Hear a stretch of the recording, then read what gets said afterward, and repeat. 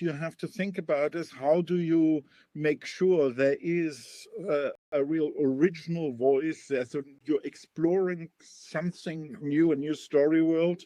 in that story, which would make a producer say, "Yeah, I don't get that from my usual writers, so they want to have a meeting with you." So I see the advantage of ChatGPT much more sort of as, let's say, an educational tool to understand where that middle of the road is, what the industry requires. So when we at the moment, and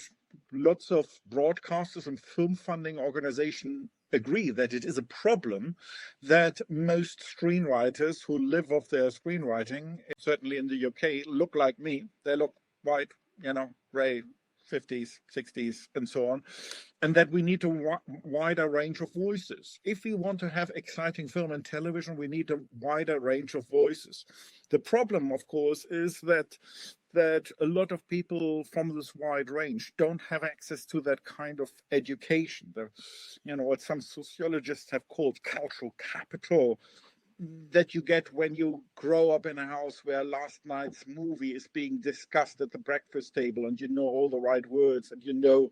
all the right construction principles. So I think you can already see that generative AI can be used by some people. They've figured that out to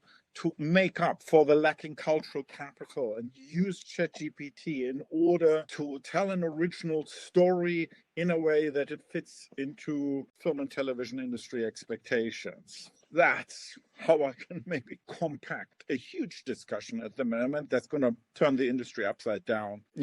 into a format that can be digested as part of such a Q&A session. So, the question is sort of how can you sort of, being wherever, if you're in India, in Afghanistan, or around the corner in a UK village, how can you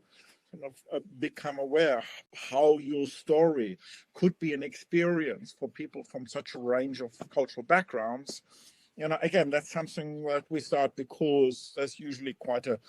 range of people, a range of voices in these groups, and that then helps to, let's say, discuss your story and your script, the recent scenes from different perspectives, and that helps you then to, what the Indian poet Rabindranath Tagore called the touch of the